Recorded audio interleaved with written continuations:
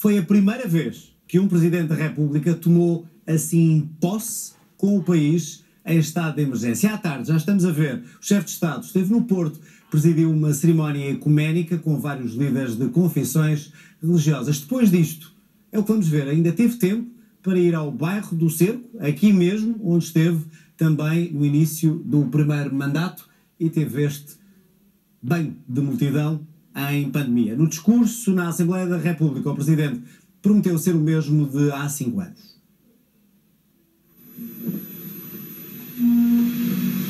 Juro, por minha honra, desempenhar fielmente as funções em que fico investido e defender, cumprir e fazer cumprir a Constituição da República Portuguesa. Eis de novo Marcelo Rebelo de Sousa. Sou o mesmo de há 5 anos. Sou o mesmo de ontem. Nos mesmos exatos termos, eleito e reeleito para ser Presidente de todos vós. Foi assim, assim será, com qualquer maioria parlamentar, com qualquer governo. O Presidente traz 5 missões para o novo mandato, a primeira o pós-pandemia. Teremos de reconstruir a vida das pessoas, que é tudo ou quase tudo. Emprego, rendimentos, empresas, mas também saúde mental, laços sociais, vivências e sonhos. É mais, muito mais, do que recuperar, ou seja, regressar a 2019 ou a fevereiro de 2020. Mesmo assim, Marcelo rejeita críticas à gestão da Covid-19 depois de um ano que diz demolidor. É justa a indignação dos sacrificados pelas 2 pandemias. Mas também por isso é parcialmente injusta a recriminação feita a tudo o que não se antecipou, não se evitou, não se resolveu. Nuns casos era possível, noutros não seria. Na tomada de posse para mais 5 anos, o Presidente insiste na estabilidade. Queremos uma democracia que seja ética republicana na limitação dos mandatos, convergência no regime e alternativa clara na governação, estabilidade sem pântano, justiça com segurança, renovação que evite ruptura, antecipação que impeça a decadência, proximidade que impossibilite deslumbramento, arrogância, abuso do poder. Numa cerimónia limitada pela pandemia, Marcelo não esquece os afetos. Que os próximos 5 anos possam ser mais razão de esperança do que de desilusão é o nosso sonho e é o nosso propósito. Um ano decorrido sobre tanto luto, tanto sacrifício, tanta solidão. Temos de acreditar. Vamos acreditar. O Presidente acredita e conta com todos os portugueses. António Costa aplaudiu o discurso de Marcelo Rebelo de Sousa, realçou a cooperação estratégica entre o Governo e o Presidente. Já os vários partidos dividiram-se entre aqueles que deixam mais críticas e os que elogiam o discurso do Presidente. Aplausos do Primeiro-Ministro António Costa sublinha o tom de esperança nas palavras do Presidente da República.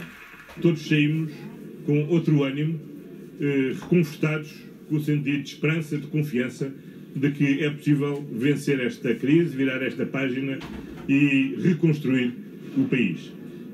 Creio que é uma agenda muito clara, não só de cooperação institucional, mas de solidariedade estratégica.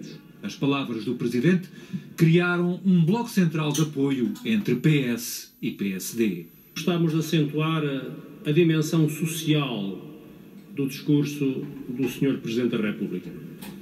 Ele falou, aliás, em pandemias, não falou apenas na pandemia sanitária. O Sr. Presidente da República foi muito claro. Foi muito claro naquilo que deve ser a cooperação institucional entre os vários poderes. O que é essencial é que estejamos todos focados em vencer estas questões que são essenciais para o país. O CDS junta-se aos aplausos ao discurso e o Bloco de Esquerda e elogia as prioridades identificadas pelo Presidente. Esteve bem ao colocar as condições da democracia na estabilidade sobre a resposta ao país. E sobre essa resposta ao país, seguramente para o Bloco de Esquerda, o investimento estrutural é importante, seguramente que a nossa prioridade é responder a quem mais perdeu com a crise. O CDS é um partido da direita social e registra com bastante agrado as preocupações na área social e económica que o Presidente da República elencou na sua intervenção, a começar com os pequenos e microempresários. Sem aplausos, os restantes partidos apontam aquilo que ficou por dizer no discurso de Marcelo Rebelo de Sousa. Quando falou, portanto, das consequências sociais e da necessidade dessa proteção social, não falou da valorização do trabalho dos trabalhadores, particularmente dos seus salários. Este discurso não constou medidas significativas ou uma preocupação significativa naquilo que são as medidas necessárias de combate à corrupção. Aquilo que os verdes esperam deste segundo mandato é que haja uma intervenção mais ativa por parte do Sr. Presidente da República ao nível da denúncia dos problemas sociais. Pelo entusiasmo gerado na bancada socialista, se percebeu que Marcelo Rebelo de Sousa vai provavelmente continuar a ser o principal aliado de António Costa. Como já várias vezes aconteceu com o Sr. Presidente da República no primeiro mandato, parece continuar a haver uma distância entre aquilo que é dito e depois aquilo que é feito. O que foi dito fica registado. Sobre o que vai ser feito por Marcelo Rebelo de Sousa neste segundo mandato. Pela frente estão os próximos 5 anos, até março de 2026. O Presidente da Assembleia da República diz que a reeleição de Marcelo Rebelo de Sousa foi uma demonstração do repúdio do extremismo. Ferro Rodrigues lembrou que é urgente defender a democracia. Afirmou ainda Vossa Excelência na noite de 24 de janeiro que a sua eleição é a demonstração de repúdio do extremismo por parte dos portugueses. Estou certo que assim é, sendo esse um assunto que a todos deve preocupar e que exige ação e resposta determinadas. Surgindo por vezes sob a capa de nacional-populismo ou de movimentos inorgânicos, o radicalismo e o extremismo são inquestionavelmente perigos para a democracia, com as dicotomias antissistema, repletas de respostas falaciosas e impraticáveis, sem adesão à realidade e com difícil relação com a verdade. Marcelo Rebelo de Sousa foi a pé até à tomada de posse no Parlamento, tal como fez precisamente há 5 anos. O Presidente da República assumiu que os segundos mandatos são sempre mais difíceis do que os primeiros. Salientou que a democracia em Portugal não está amordaçada, numa espécie de resposta a Cavaco Silva. O ex-presidente esteve na cerimónia de tomada de posse, mas saiu sem cumprimentar Marcelo Rebelo de Sousa. A história desta tomada de posse pode ser contada logo pelas primeiras horas da manhã. Às 7h30, há já quem esteja na escadaria do Parlamento. Ainda sem convidados, são presenças essenciais nesta cerimónia. Durante quase 3 horas, estes degraus são o palco de todos os ensaios. Vamos circular a escada do Sr. Presidente. E o hino é para cantar, está bem?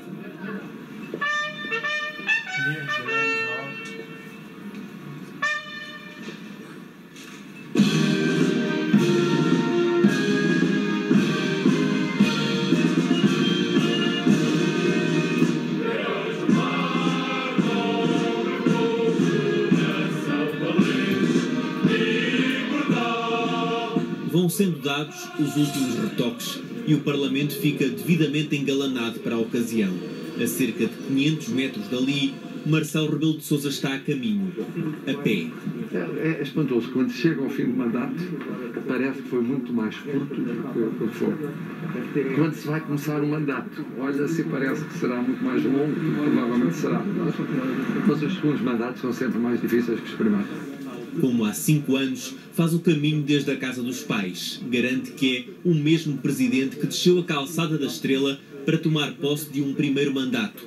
Mas para este segundo mandato, assume que a descida é diferente. Para mim era mais incerto há 5 anos, agora já conheço um pouco o que me espera. E, portanto, é mais pesado, porque sei mais aquilo que me espera. Estou, se quiser, menos nervoso, porque não é propriamente uma novidade. Mas não esperava nada da situação que estamos a viver agora há 5 anos? Por exemplo, não esperava a pandemia, não esperava a crise. Bom dia. Marcelo Rebelo de Sousa chega adiantado e tem que fazer um ligeiro compasso de espera para cumprir o rigoroso horário cerimonial. A cerimónia, essa, é minimalista, principalmente quando comparada com a de 2016, com quase 500 participantes. Agora são menos de 100, menos deputados, poucos convidados. Os cumprimentos são tudo menos calorosos. Cavaco Silva abandona o Palácio sem cumprimentar o Presidente da República, com a desculpa de que teve que regressar logo a casa.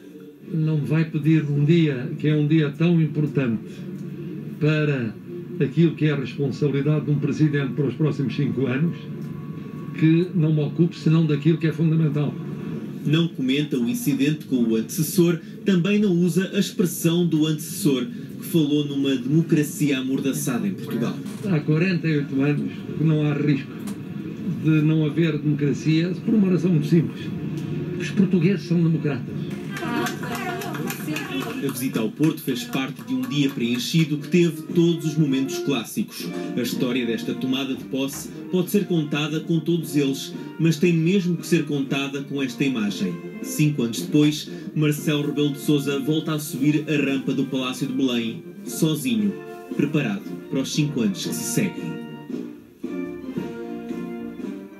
E Marcelo Rebelo de Sousa espera que o próximo desconfinamento seja mesmo definitivo. Depois de tomar posse, o Presidente, como vimos, foi ao Porto para uma cerimónia ecuménica, mas acabou por dar depois um passeio que acabou por ser inesperado pela rua.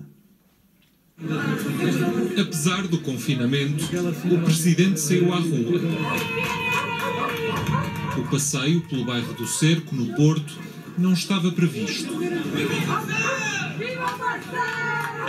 5 anos depois, Marcelo Rebelo de Sousa regressou para ver a reconstrução do bairro, mas agora não pode dar abraços nem beijos.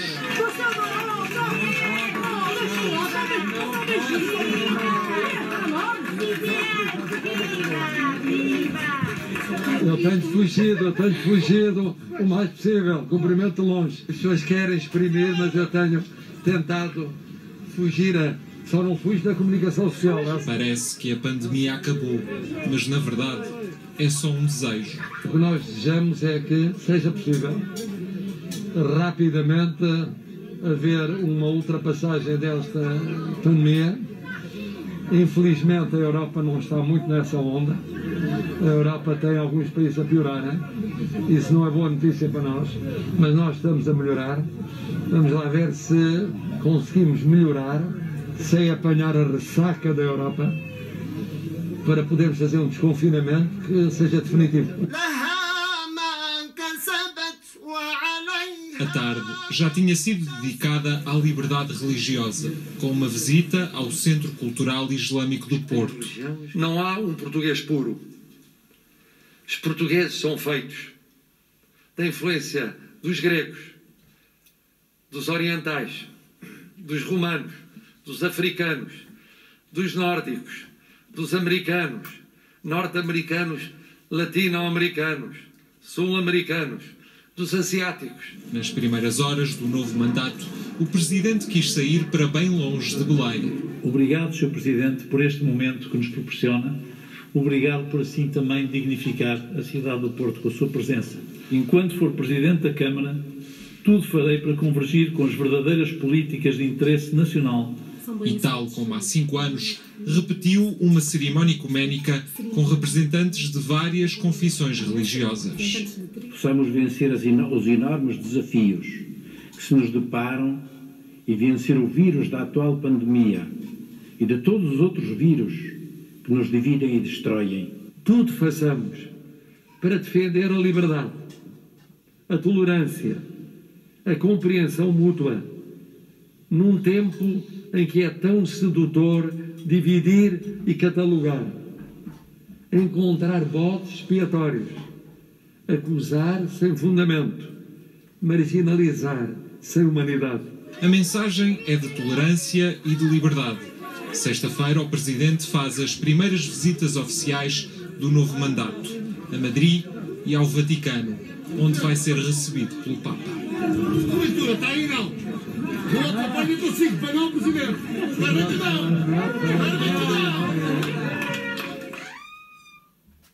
E no telejornal, para olhar para esta tomada de posse, o António José Teixeira. António, boa noite. Boa noite, João. Marcelo deixou aqui vários recados hoje, falou muito, disse muita coisa e ele insiste sempre no mesmo, ou seja, ele é o mesmo, mas as circunstâncias vão ser outras. Seguramente vai ser um mandato diferente e isso, sobretudo, depois de passar a pandemia.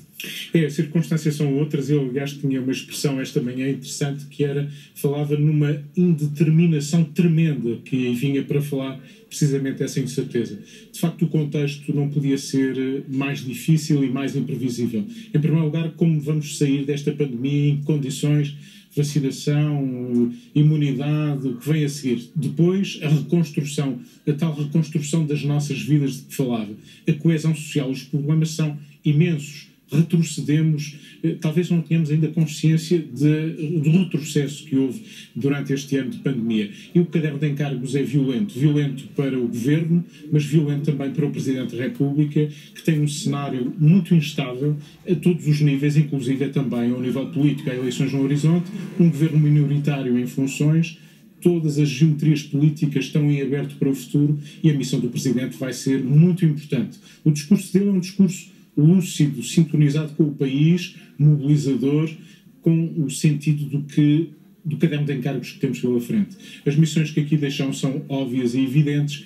Ele tem o dom da palavra, tem também a capacidade de estar bem sintonizado com o país e por isso também o reforço de votação que teve e que o levou a este segundo mandato. Viste aqui alguns recados, quer para o Governo, quer para a oposição, no sentido de temos que ter condições para ir em frente e não entrarmos em pântanos políticos? E recados vários, recados não apenas em relação à estabilidade política, que não pode ser a qualquer preço.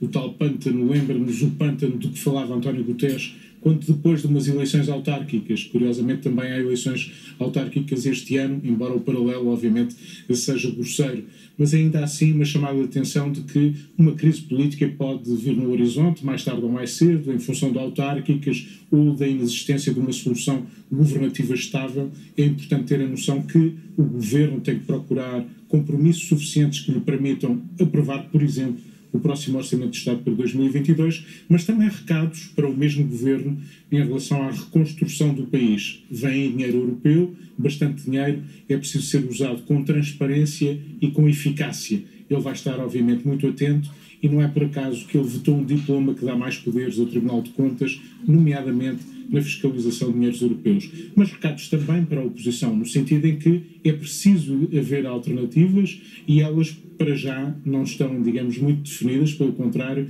e o caderno de encargos é também as críticas que deixou, ou pelo menos os alertas que deixou, são também para a oposição. Rapidamente, a questão de Cavaco Silva, a ideia de que a democracia não está amordaçada e depois de Cavaco Silva ter feito aquela intervenção e hoje sai sem se despedir, diz que tinha que ir a correr para casa.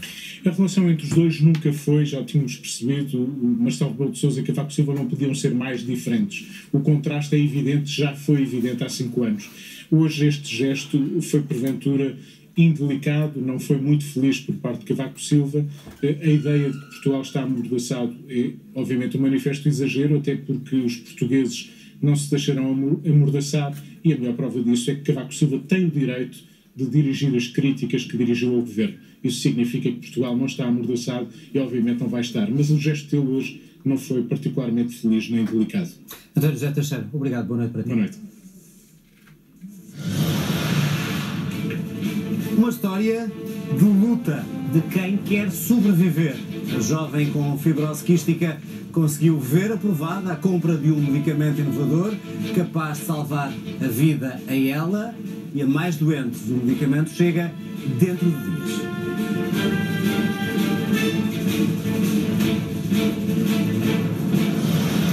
Vamos ao retrato da pandemia. Nas últimas 24 horas morreram em Portugal 30 pessoas vítimas de Covid-19.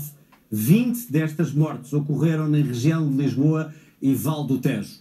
Foram registados mais 847 novos casos, mas há aqui um dado preocupante: 344 destes casos na região da Madeira, que está há vários dias a atualizar números em atraso. Ou seja, o número real de infectados nas últimas 24 horas ronda então os 500. Nos hospitais há menos 125 pessoas internadas e se olharmos para o pico atingido Aqui a 1 de fevereiro, com 249, significa que em pouco mais de um mês, quase 5.600 doentes deixaram de ocupar camas relativamente à Covid-19. Não é os números que estamos a ver aqui, mas é de facto essa a descida. Descida também nos cuidados intensivos, há menos cerca de 600 doentes em estado grave em apenas um mês. Os comerciantes que fazem venda ao postigo ou com esplanadas estão satisfeitos com o possível alívio das medidas de confinamento na próxima semana. Já os proprietários de negócios com maior risco associado, como é o caso dos cabeleireiros, dizem que o eventual adiamento da reabertura para a última fase pode significar para muitos a falência. Se quiser pôr um cabrito, põe um cabrito a fazer no forno, que ele está a funcionar, só tem um contra. É que a primeira energia... O forno foi desligado logo no início da pandemia, há mais de um ano que serve outros propósitos. Maria do Rosário sabe que a abertura do restaurante não está para breve, mas agarra-se à ideia de poder, pelo menos, abrir a esplanada. Há que faz a diferença aí. As pessoas depois estão lá vidas de esplanadas e beberem café, porque nunca se viu tantas restrições como... E agora este último, o de janeiro, foi horrível. Para mim, não foi bom o de março do ano passado, mas este de janeiro conseguiu ser pior. A proposta do plano de desconfinamento coloca a abertura de esplanadas no risco 3, o que não deverá acontecer antes da Páscoa. Porque isto está sempre tudo cheio de bolos conventuais aqui, cheio de bolos conventuais ali. Para já, no nível 4, a restauração pode contar apenas com o regresso da venda ao postigo, que nesta pastelaria significa voltar a ter os bolos na montra para que sejam vistos, mesmo que ao longe. Ajuda bastante a venda ao postigo, porque as pessoas aí já podem levar café, já podem, associado ao café já vem um bolo, qualquer coisa, e acho que as pessoas estão mesmo a precisar do café, pelo menos para desaliviar o confinamento. O Primeiro-Ministro apresenta o plano quinta-feira, mas a proposta apresentada na reunião do Infarmed deixa para as fases finais os negócios que impliquem contacto direto com o público. Estamos todos no mesmo barco? Não. Estamos todos no mesmo mar. Agora uns estão de ato, outros estão de jangada e outros estão a nada. Os cabeleireiros avisam que adiar a abertura pode levar a que muitos não voltem a abrir. Muitos colegas não conseguiram aguentar um salão, nós estamos a conseguir aguentar 2 e não está fácil. Por isso é que eu digo, mais um mês e a gente cai. E caímos todos. Para já, quase certo é que o desconfinamento comece pelas creches e pré-escolar. O plano deverá arrancar já na próxima semana. Tendo em conta que já existe alguma informação, mas também alguma desinformação sobre a possível abertura na segunda-feira, o que nós já estamos a fazer é preparar essa abertura de alguma forma. É muito pouco tempo, de facto, mas para nós faz todo o sentido que abra na próxima semana. Temos muitas famílias à beira da exaustão. O país só entra no último nível de risco quando tiver 0 casos por 100 mil habitantes, mas a data para esse patamar é ainda imprevisível. A CIP avançou com uma proposta de abertura da economia portuguesa em 4 fases. A Confederação Empresarial de Portugal pede a reabertura na próxima segunda-feira de jardins de infância, creches e ensino até ao 6º ano, cabeleireiros, livrarias e alfarrabistas.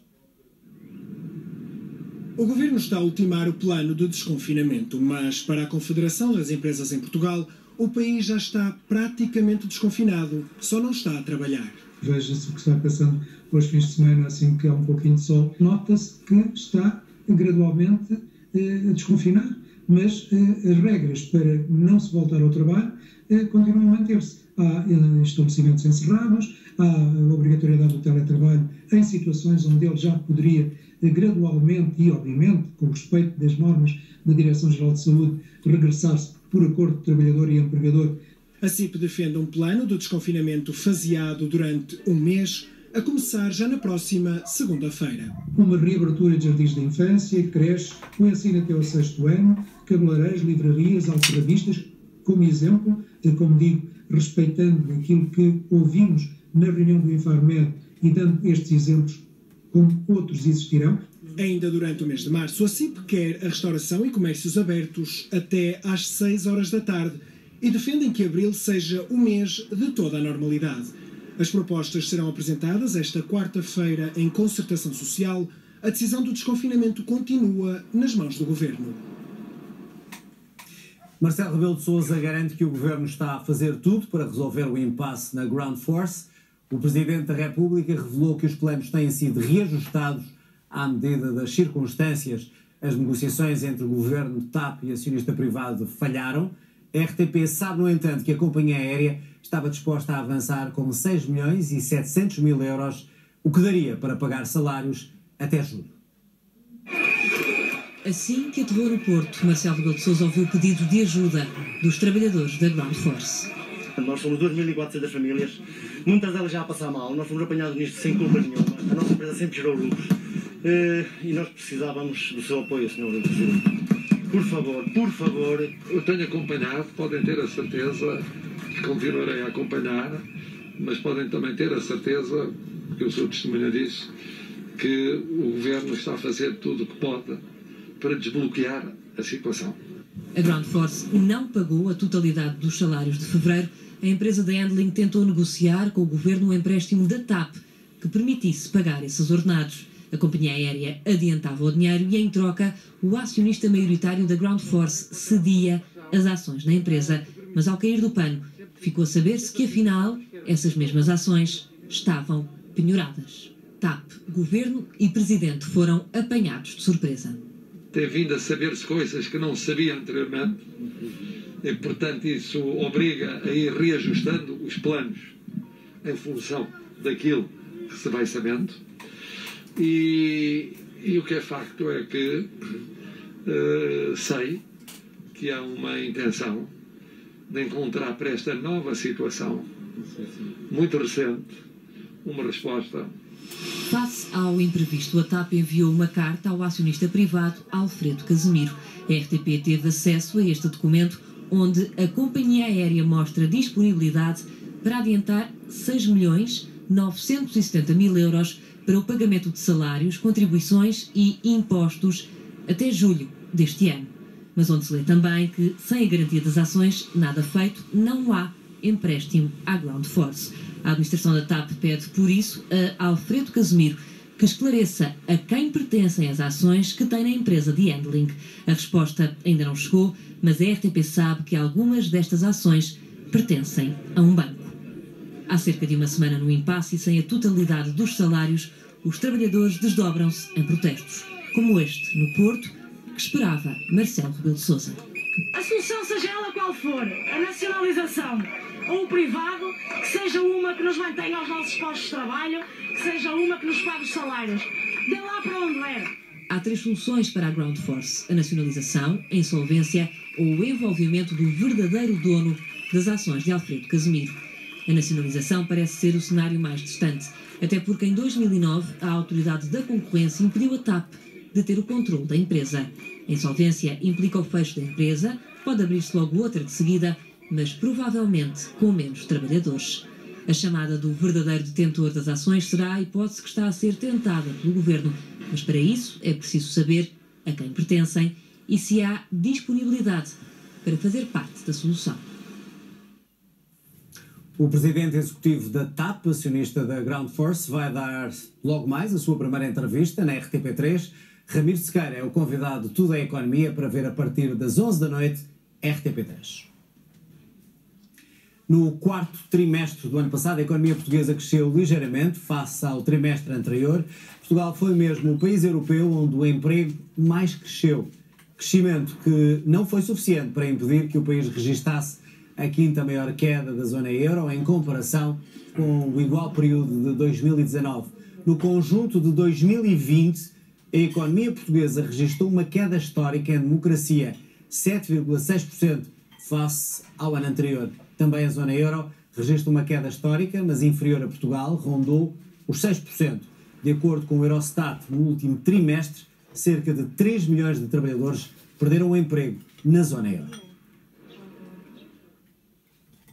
A riqueza mundial vai sair, no entanto, do vermelho, vai crescer.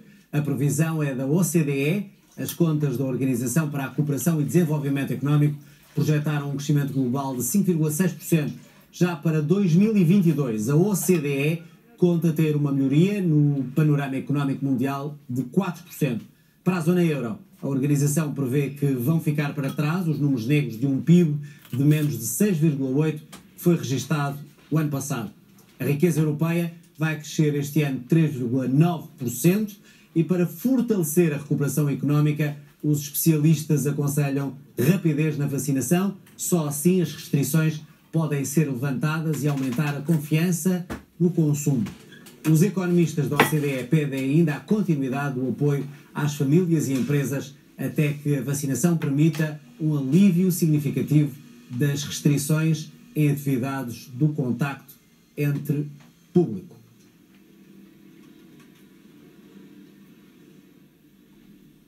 O Tribunal de Sintra chumbou o despacho do Serviço de Estrangeiros e Fronteiras que afastava do exercício de funções 4 inspectores do CEF que estavam no aeroporto de Lisboa durante a morte do ucraniano Ihor Omniuk. Até agora não foi aprovado, ou melhor, não foi provado o envolvimento dos inspectores na tortura e morte deste cidadão estrangeiro. A decisão foi anunciada no dia 4 de março. O Tribunal de Sintra chumbou o despacho do CEF na sequência de uma providência cautelar interposta pelo Sindicato dos Inspectores de Investigação, Fiscalização e Fronteiras. 4 inspectores foram alvo de processos disciplinares e afastados do aeroporto de Lisboa por se encontrarem ao serviço no momento em que faleceu o cidadão ucraniano Ihor Omniuk. Mas nenhum destes indivíduos foi constituído arguido no âmbito do inquérito criminal. Nunca tivemos dúvidas que tínhamos razão em relação à ilegalidade da atitude que foi tomada pela Direção Nacional do CEF, na altura, e pelo próprio Sr. Ministro da Administração Interna. O Tribunal refere que a direção do CEF tomou uma decisão viciada em erros sobre os pressupostos de facto e de direito. E acrescenta que a fundamentação apresentada era opinativa, conclusiva e sem qualquer suporte fáctico que a sustente. O CEF não quis prestar declarações. Isto foi uma forma ardilosa de puxar, de meter para a frente, ou seja, de desviar atenções da atuação do próprio Sr. Ministro. Ou seja, para não dizer que não fez mais nada, decidiu abrir aleatoriamente aqueles processos disciplinares. Os 4 inspectores em causa já voltaram ao trabalho no aeroporto de Lisboa. Outros 3 estão a ser julgados pelo alegado homicídio de Ihor Omniuk. A GNR deteve 15 pessoas numa operação de combate ao tráfico de droga. A rede operava na Moita e no Montijo. Foram apreendidas várias armas e também algum dinheiro. Foi na Moita e no Barreiro que decorreram as 19 buscas domiciliárias. A GNR acabou por encontrar o que procurava.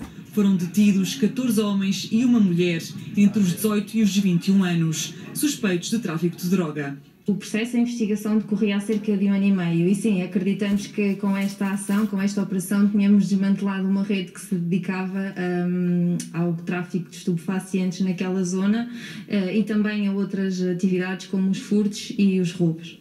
Em causa está tráfico de haxixe, mas também de cocaína e heroína. Uma operação também com registro de vários materiais apreendidos. Foram apreendidas cerca de 3 mil euros em numerário, foram apreendidas 3 armas para a prática de airsoft, cerca de 60 gramas de haxixe, diverso material informático também e todo o restante material que era usado para a produção e para o tráfico do estupefaciente. A operação envolveu 150 militares. Foi uma ação musculada, considerando que tínhamos alguns alvos com indícios ou suspeitas de armas, foi necessário recorrer às equipas especializadas da Guarda Nacional Republicana para fazer esta entrada e esta neutralização dos suspeitos. Os detidos foram constituídos arguídos, estão nas instalações da GNR. Esta quarta-feira serão presentes a tribunal. O Tribunal Central Administrativo deu razão à Câmara Municipal de Lisboa e anulou a decisão que obrigava ao pagamento de uma indemnização à Braga Parques, em causa a troca de terrenos do Parque Mayer e da antiga Feira Popular. A Câmara de Lisboa entende que com esta decisão não tem de pagar a indemnização de cerca de 240 milhões de euros.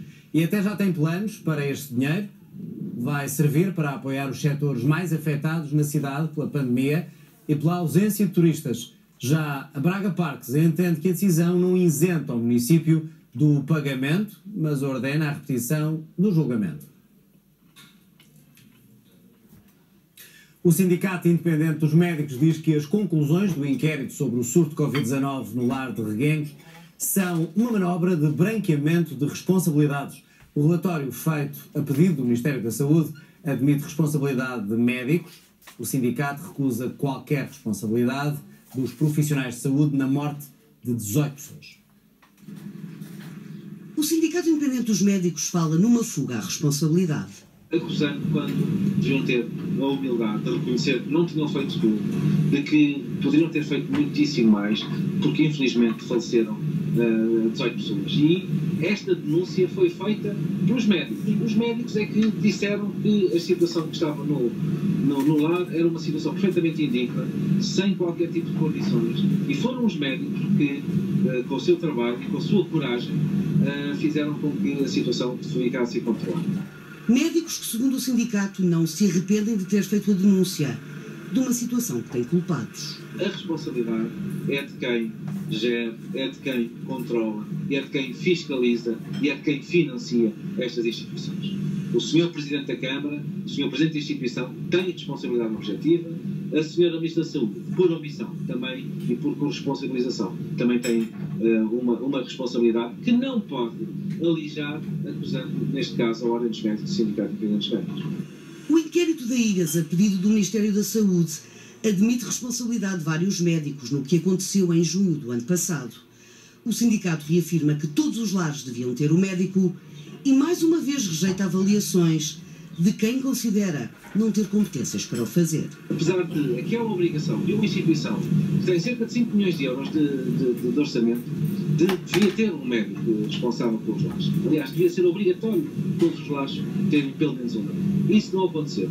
E por isso o Ministério da Saúde resolve acusar aqui o Sindicato Independente dos Médicos de eventual violação do Código Deontológico. Não damos qualquer hipótese a ser avaliados deontologicamente por uma Ministra da Saúde. Não tem essa competência, não tem essas funções, nem muito menos a autoridade moral. Esta segunda-feira, o Ministério do Trabalho e da Segurança Social revelou que está concluído o processo de fiscalização ao lar e que foram aplicadas 2 contraordenações. Contactada pela RTP, a Fundação que gera o lar não quis comentar.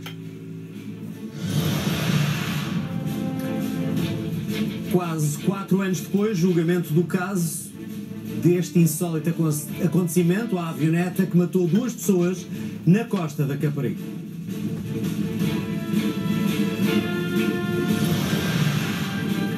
O regresso a Portugal dos campeões europeus de pista coberta agora só já pensam nos Jogos Olímpicos.